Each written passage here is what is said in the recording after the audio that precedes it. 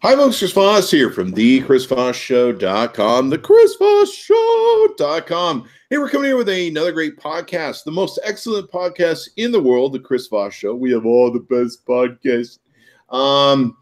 And thank you for tuning in because we, of course, have the best audience. And our best audience is so awesome that they share and refer the podcast to their friends, neighbors, relatives, dogs, cats, mistresses, pool boys, get everybody in the action, and let them listen to the show. If you're in New York, let the cockroaches and bed bugs listen to the show.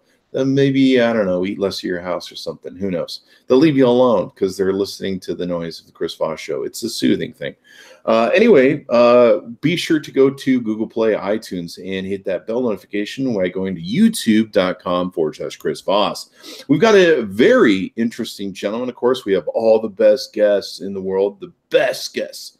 Mark Dolfini. He is the author of the Time Wealthy Investor. That sounds rich to me. Husband, father, veteran of the U.S. Marines, author of the book, of course, and one that's coming out soon.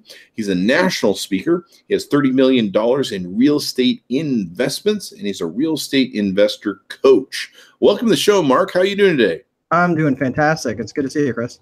Awesome. We're welcome and wonderful to have you on the show. Give us some of your plugs on what people can look you up on the interwebs. So they can find me certainly on the Facebooks and the LinkedIns and all that normal social media. But they also they can go to landlordcoach.com. I'm also releasing a pre-release edition of my book coming out, The Judge, and they can look that up at landlordcoach.com/Chris Voss. Nice. The Judge is a forthcoming book, so go check that out and click that link. You can, of course, Google him. Dolfini. Do you do pretty good with SEO on that? That's a really unique name. Yeah, there's not very many of us out there. So my only slight claim to fame is the fact that I have a super rich uncle that I think he helped develop the formula for Dr. Pepper. Oh, wow. Things. Right. We don't really talk, but but that's my one claim to fame other than my name itself. You don't get any Dr. Pepper residual off that, any free cases or anything like that. He's not a close uncle, so yeah, we don't talk. He's busy hoarding all that Dr. Pepper pop there. Clearly. I'm not sharing. I used to love Dr. Pepper back in the day before I moved to Mountain Dew. It's good stuff, but I'm not sure it's healthy for you. It's tasty stuff for your sugar. Just the carbonated prune juice side of that doesn't really light my fire, but there's millions out there who enjoy it, so I'm not going to ruin it for them. Yeah, I remember the what was it, the 10-12-2 or something logo where they advise you drink it 3 times a day or something like that. I thought that's right. It's kind of interesting. We make a logo that tells you when to be addicted to our drug. That's right. And you should. So getting back to you, Mark, and real estate investing and all this sort of good stuff. I imagine you started out your life or your career life of business as a U.S. Marine. Is that correct? Yeah, I had gone to high school like most people and graduated 356th out of 358. So not really sure that you can do much worse than that. So I went to 13th grade, which is a community college in my area, and proceeded to do a little bit better. But I knew that I needed the military to help straighten me out a little bit, and that's what I went to. I went to the Marine Corps, and they did. They jerked my tail pretty straight. I've had a few friends that we and I'm not saying that you were in this vein. I've had a few friends that when they graduated high school, we said there's 2 places they need to go or they will go. One fork will be the military. The other fork will be prison. And hopefully the military will take them.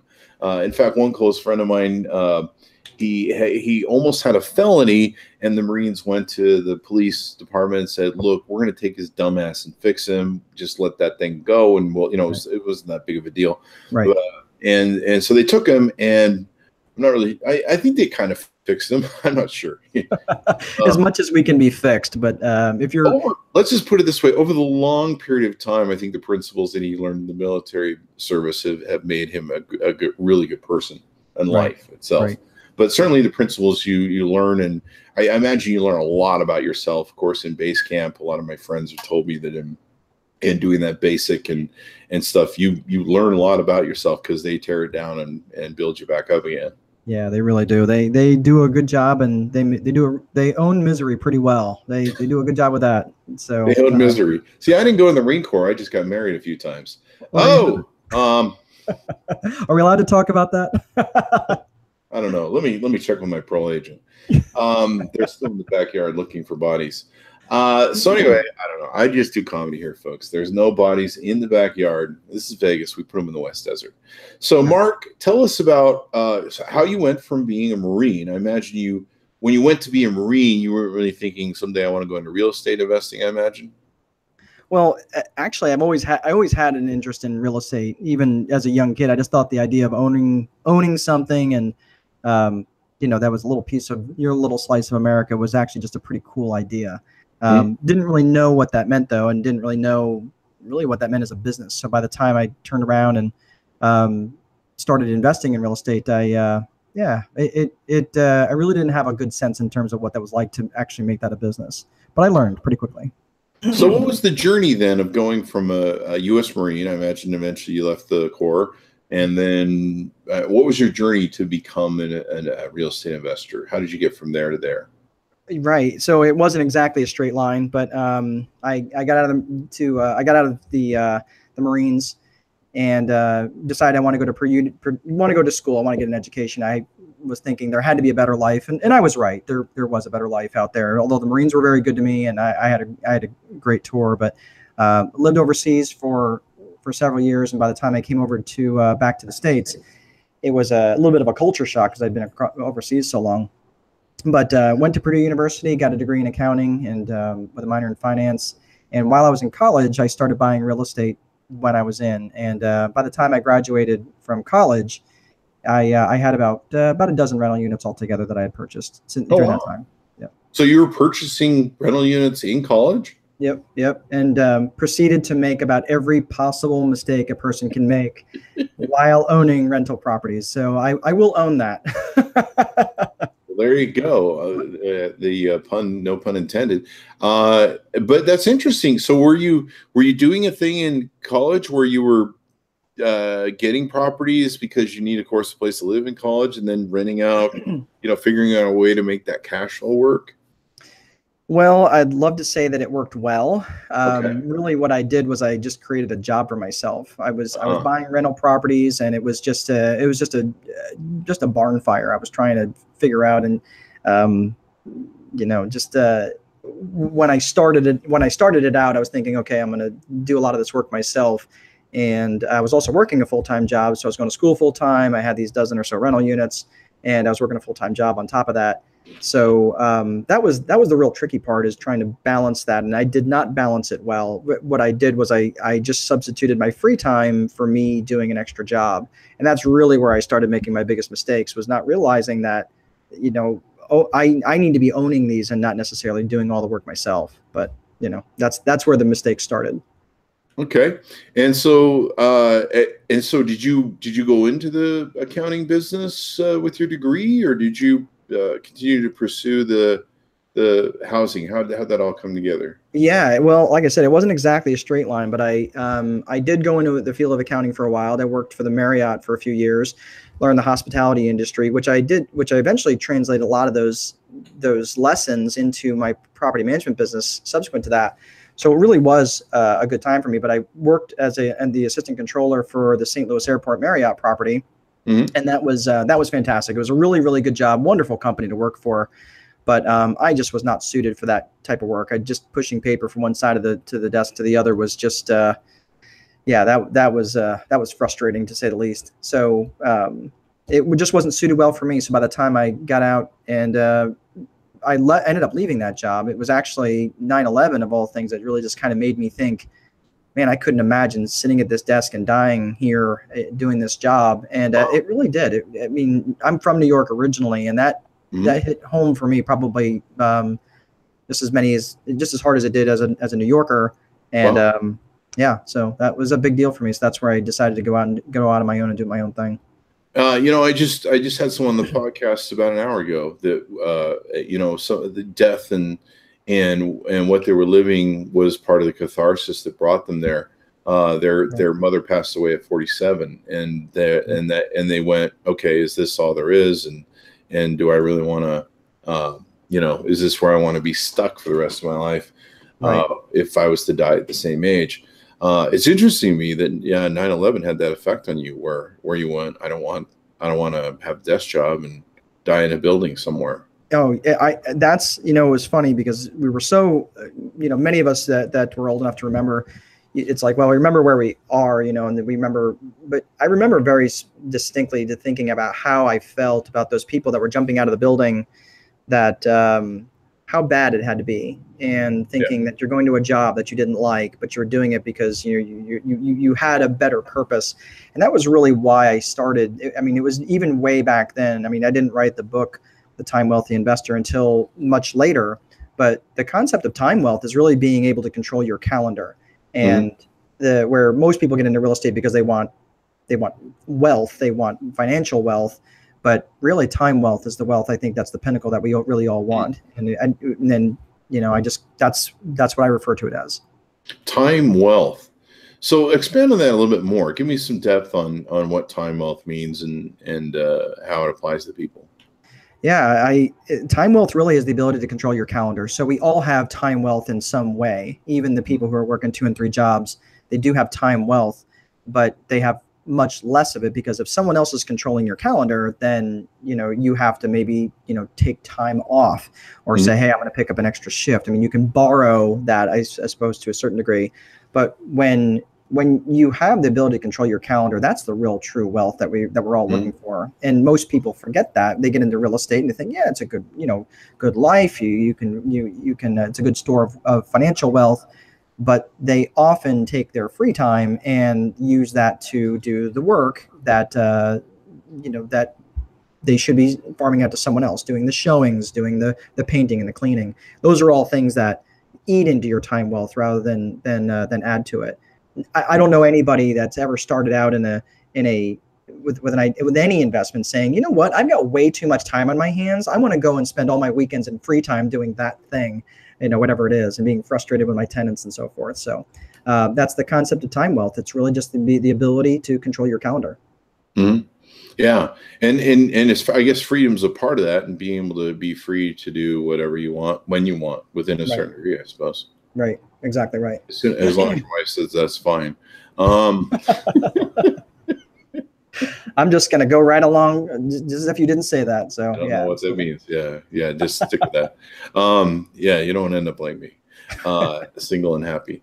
So anyway, I'm just kidding.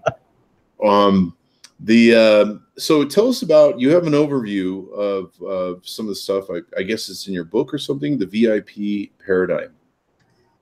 Yeah, the VIP paradigm is really when I'm working with someone as a coach or as a consultant, it really is a business model that I came up with, and that's what helped me climb out of my whole. It probably makes sense to tell a little bit more of my story before I go into that. Back in 2008, when everybody was having a disastrous time of the economy, well, I had been fighting that fire for 6 or 8 months before the pundits were coming on saying, oh yeah, the economy is really starting to get bad. And I had been fighting that. I mean, the labor market had been falling apart. And I got to a point where I had 93 rental units by myself with very little infrastructure, very little processes set in place. It was all in my head. And, it was about $6 million worth of real estate. So, I was doing okay. I mean, I was making $60,000 to $65,000 a month in revenues, but I was completely time weary and absolutely time bankrupt, where I was spending 20 to plus hours per day, 7 days a week, doing all this which was everything. I mean, from rent collection to doing the showings, doing the cleanings, doing the maintenance, and everything, all the banking, the accounting, everything else. And of course I did none of it well. At that level, you're just doing none of it well. Mm-hmm. So, of course my Jerry Maguire moment happened not long after, from my revenues going from $60,000 a month to $30,000 a month. And that just happened month after month after month. And I didn't have enough savings to weather the storm. So what ended up happening is I lost about $4.5 million worth of real estate pretty much overnight. I mean, it was not long before I lost that. And so So I managed to maintain about $1.5 million, and just started digging. I started digging out of that hole. I didn't declare bankruptcy. I just worked through it. I knew I needed to get smarter.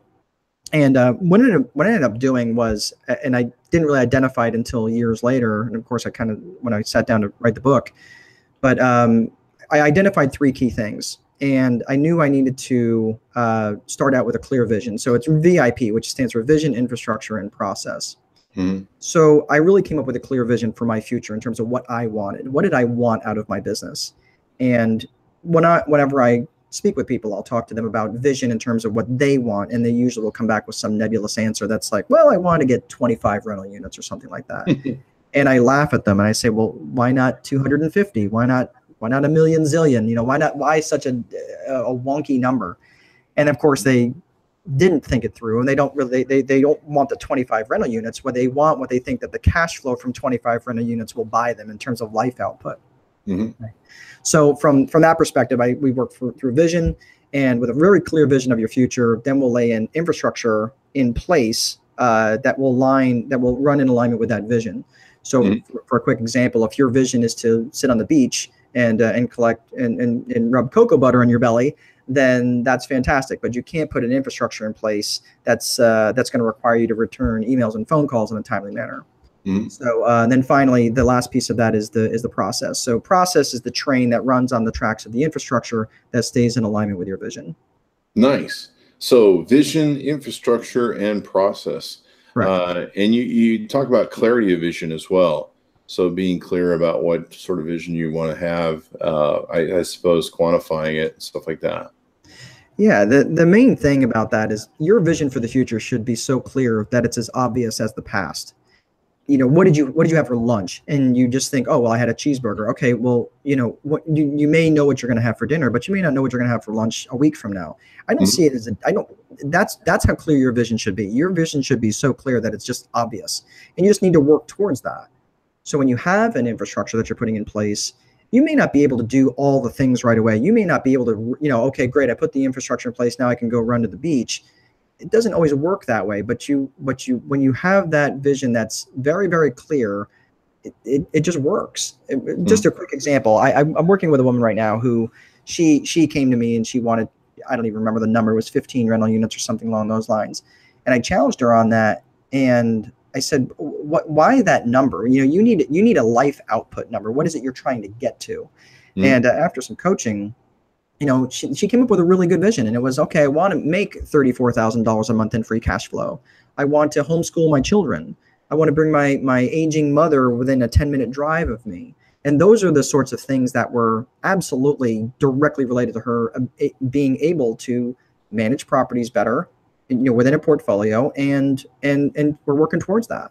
So that's where the vision really needs to be super, super clear. That's awesome. I was talking about this earlier on a podcast when I originally saw Anthony Robbins, like back in 1989. He was standing before a group of people, and he asked everyone, who wants to earn more money this year? Raise your hand. And of course, everyone raised their hand. And he talked to a gal in the front row, and he says, so ma'am, you want to earn more money this year? And she goes, yes, I do. Yes. And so he flips her a quarter, and he goes, congratulations, you've just achieved your goal. Right. And so kind of what you're talking about, the being able to quantify your goals, be able to put rock solid things down to help you really achieve what you really want to accomplish, instead of just making a broad range goal, can help you, of course, get closer to what you want to do. Absolutely right. Yeah, absolutely. Yeah. And that was a very powerful thing to watch, because I'm like, oh my God, wow, that makes so much sense now. Right. What does more mean? And that's the thing. Yeah, where people, exactly. What is more? Yeah, because you end up having that discussion with people who are talking about, oh, I want 25 rental properties, I want 30 rental properties, or I want 100, or whatever that is. I work with both landlords and property managers, and they think they want more customers, and more customers is not the goal. When you frame that in a way of life output, your business is really a vessel. And that's where I teach the landlords, is that you need to run this like a business and not as just some side hustle, because you need to treat that business like like it's a vessel. If your vision is to get downriver and you've got and you're in a canoe, that's a good vessel for that.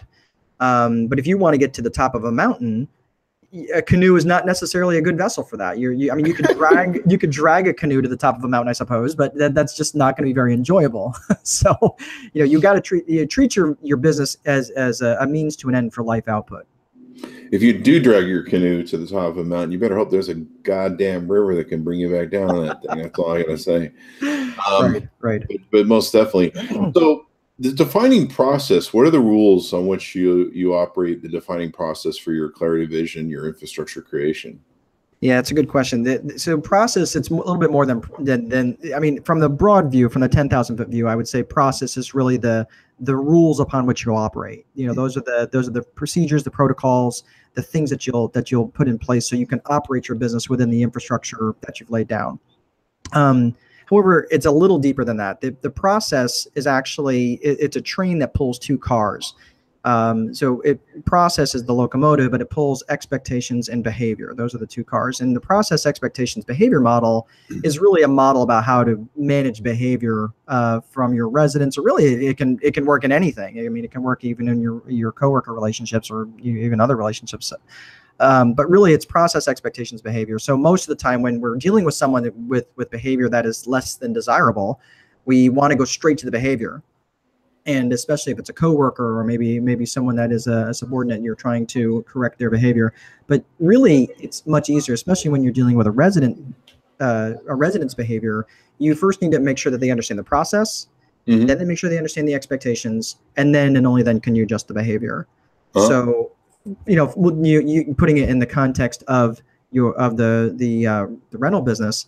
First, do they understand the process? Do you understand the process of paying rent? That rent, you can pay the rent through the website. You can pay it by depositing it into your bank. You can use a Dropbox location or whatever else it is.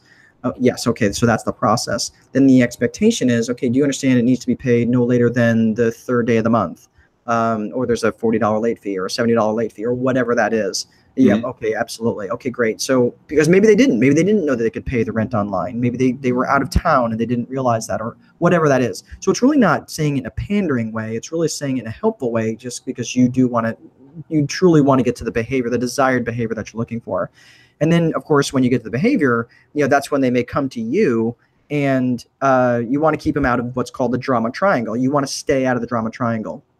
And that's a way that you can manage behavior, to say, okay, drama needs three things to exist, and it needs a hero, it needs an antagonist, and it needs a victim. So when your resident is the victim and they come to you and saying, hey, my cat needed a whiskerectomy, right? And and you are supposed to be the hero. You're supposed to save them from that. You're supposed to be, hey, my cat needed a whiskerectomy, or, my car broke down and I couldn't pay the rent. And you just need to stay out of that and say, you know what? I hate when that happens. How do you plan on fixing that? How do you plan on working through that? And that way, you out as the hero. You do not solve their problems for them. I like the approach you have to this, because I don't think a lot of landlords or people in real estate, I'm assuming here, don't have a approach to deal with those issues. I remember do, but it's not healthy. It's not a healthy one. Yeah. I live here in Las Vegas, and I went during the crisis of the collapse of the home thing. I helped a real estate agent, put people in homes. She was a real estate agent. I was at the time, so I helped put people in homes and oversaw renters, chose who would apply, who would get in the homes, and all that good stuff. And so I managed properties during that time. And of course, it was a really hard time for a lot of people financially. But yeah, I mean, many times being a landlord or overseeing the properties for my friends as a pseudo landlord. We would get the bad luck stories. I remember one of the funniest bad luck stories that I had. It was funny in the way that someone had decided to do this, and when you understand Las Vegas and the problems people have here with addiction to gambling, it's right. A principle here. But I remember one of the people I had loaned or that had rented a property. They had come to me and said, "Hey man, I don't have the rent right now." And they'd been dodging me for a while. I'd been buggering them for the rent. And, they've been playing the, I hang on, I'll call you back and blah, blah, blah. They've been giving me the dodge instead of just being honest with me. So finally, we gave them the 7-day eviction thing, and then stuff really started getting honest. But the most interesting story, you'll probably get a laugh out of this, was the guy at the Raiders has started winning, and he was a Raiders fan, and he was a sports betting guy. And he was $400 short on his rent. He had all the rent except for like $400. So he decided that he would, the Raiders are winning, so he would put the rent money that he did have, except for $400, here we go, on the Raiders, and get his $400 so he could pay the full rent. Right. We lost all of it. There we go. Couldn't tell you that was going to happen. He lost all of it. And, as a landlord, you're like, okay. And you're right. You probably don't want to get in these situations where you're like, how is it suddenly my job to hear you, be your hero? Am I your dad or something? Right. But, I said to him, I remember saying to him, like, I could work with you if you would have said I had 3/4 of the rent, and Chris, I need a couple extra weeks this time. And that would have been fine, but you blew the whole wad, man. You just went for it and blew the whole wad. And now I can't work with y'all because you don't have any of the money. And financially, you're going to be so deep, it's going to be really hard to dig you out. But I'm sure I like your paradigm that you use, because I think a lot of people in real estate don't even know what to do with those situations. Right. And it's even something that you could use if you're an employer or a manager. You can even use it in that way too, where, do you understand the process of, clocking in, and, especially for new employees, or someone who's reasonably new, or do you understand the process? If you're going to be late for work, you need to call in, or you need, you can't just text me, or whatever your process is. And maybe you don't have a process for it. Maybe that's a you problem, and you get to own that. Yeah. And that's where a lot of people first will put that out there, saying that they complain about their tenants, and they say, oh, my tenant, he called me at 3 a.m. And I was like, why did you so how did they get your number? That is not a they problem. That is a you problem. And they're so quick to put it on the resident, but if it's pretty hard to call someone when you don't have their number. And that's true. Why do you have that in place? So the process is broken. And most times when I hear issues of tenant problems, so to speak, it's a problem of broken infrastructure or broken process, almost always. So those are important aspects to have if you want to take and be a successful real estate agent, or real estate investor, I should say. Correct. Is being able to have those things. I like the processes you have, because a lot of people don't know how to deal with any of this stuff when it comes out down the pike. And yeah, sometimes if you're the person who's the savior sort of style personality, where you're always, bailing out people and trying to solve their stupid problems, you end up, inheriting all that stuff. And then I remember how I came on the scene with one of my friends that I was managing their real estate was, she had another gal who was managing her real estate, and the gal was just constantly in financial problems. Her car was getting always repossessed. She wasn't working and doing what she was supposed to be doing. She was pocketing the money she was collecting. I mean, it was a real nightmare for this investor. And I think the third time that her car had gotten repossessed, she just said, I'm done with this, Chris, can you help me out? And that's when I stepped in.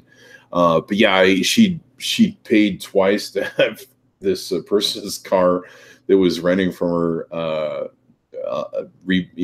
pulled out of repossession, whatever that's called, reclaimed, I suppose. Right. Yeah. And then on the top of this, just getting a small snippet of rent, if at all. And they just reached the point of whatever, but certainly that shouldn't be reached. I come from the mortgage background where the principles used to be, I don't know if they still are, but they used to be, people would usually let their credit cards and their cars go before the housing, because you do need a place to sleep at night. Right. You necessarily don't need to shop at the mall, and you can take the bus, but sleeping in a cardboard box is underrated at this point. So right, yeah, and yet that's one of the last things that they pay, and they're so quick. They'll pay their cable bill before they'll pay the rent, and that's a sad thing. But again, that comes back to process. Where if you there's ways around that to set up an infrastructure, so you're making sure that prior to them, if you know that they're getting paid, a day or two prior, probably the day before, sending out a text message, sending out an email, where that can be automated and that can be sent, hey, just letting you know your payment's due tomorrow, looking forward to seeing you, or looking forward to seeing that post to the account, and really that's really where landlords really just don't get this right. They think that they've got to be, a real hard ass, and that's just not, you catch more flies with honey than you do vinegar. And the best collections agents really are good sales agents, because they really are selling the idea of paying that bill. And if you get someone who's friendly but not a pushover about, really on your side to make, get that account squared away, I mean, that's really what it's about. I mean, and that's really being able to deal well with people. But you can't have such a high need for acceptance from those people where you're willing to just walk away and get walked all over. So there's definitely a fine balance between, having some need for approval, but not so much where you're leaving a wake of destruction in your path, but also that you're also not going to give away the store. One thing that was interesting to me in having this discussion, you made the comment that, the people pay their, they'll pay their other bills and they won't pay their mortgage. It used to be the paradigm of investing and in Wall Street, where people would sell portfolios of mortgages. The paradigm was that people would always pay their housing first. They'd always let their cars go. In fact, during the mortgage years that I was in the mortgage business, we had specific loans that we could do for you if your credit was bad, and you defaulted or had your car repossessed and your credit card's gone. But as long as you'd always paid that mortgage on time every month, we could still get you a loan to refinance that. And I remember when the mortgage business popped and I started consulting with banks, and the banks started getting what we then dubbed jingle mail. And I remember the first time I was at some bank in Santa Monica I was consulting with, and someone mentioned, "Oh, we just got some more jingle mail delivered." I'm like, "Jingle mail? What's jingle mail?" And they go, "Oh, that's where people are just mailing in their keys and giving up the house." Right. They're mailing in the keys. Right. And so the bank was getting these giant mail bags that when the mailman would deliver them, it'd shake and you'd hear jingles because there was so many keys being returned. No.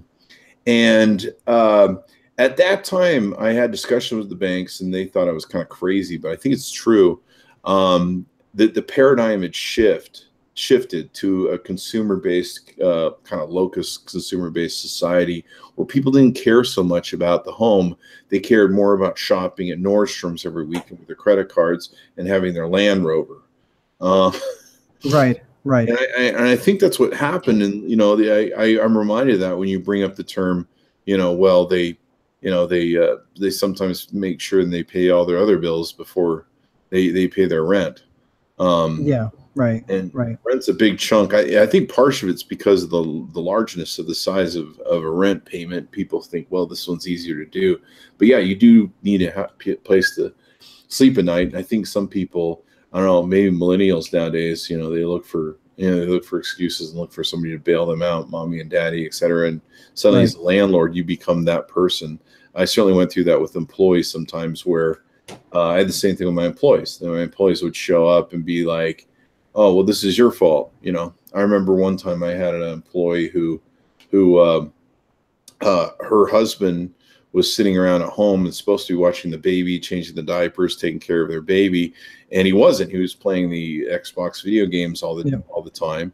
Right. And she literally was having to take an hour or two to go home every day. It just started becoming a thing to change the kids' diapers. So basically the poor management and slack-jaw way she was living her life and her husband that she wasn't managing and controlling, suddenly it became my problem.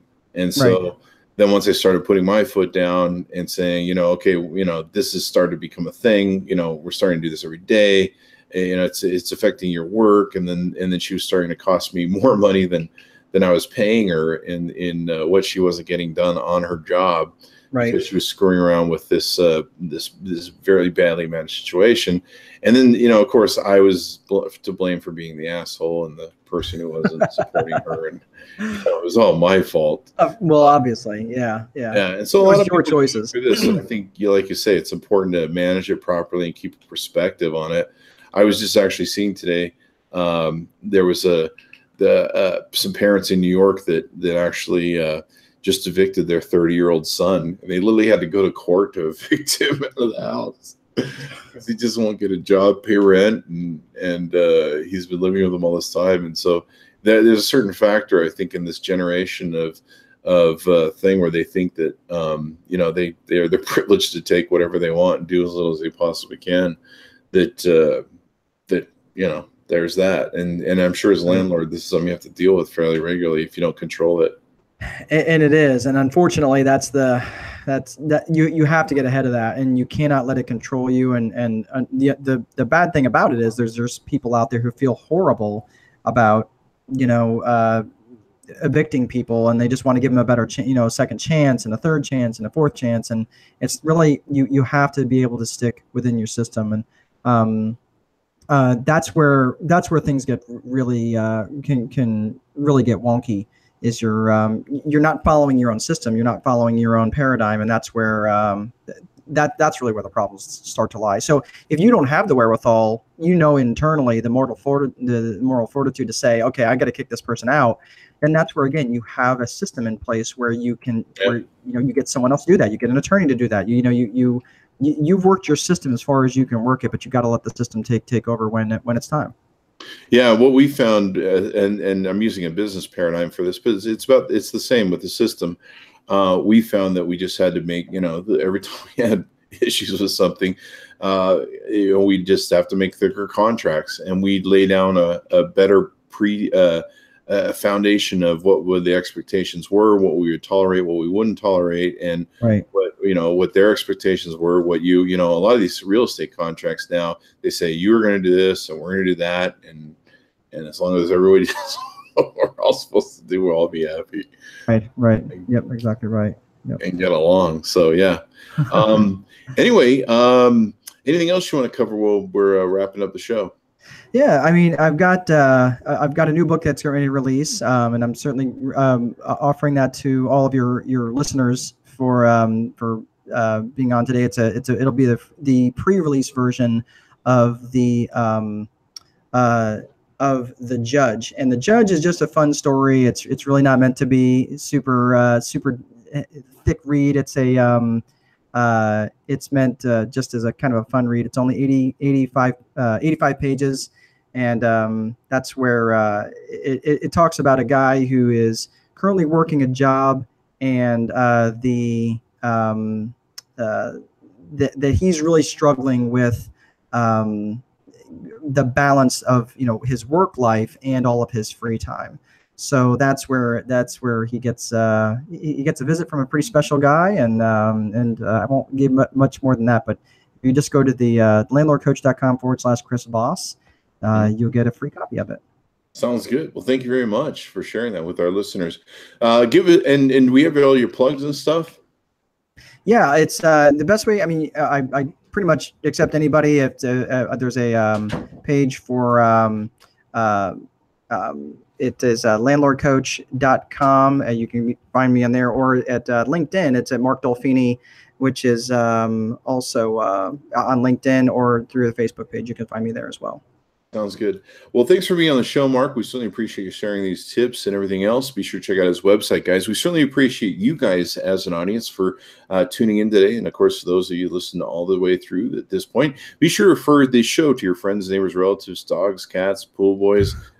Share the show with everyone. Get as many people listening to as possible, and make their lives richer, or just have them hate you for bothering.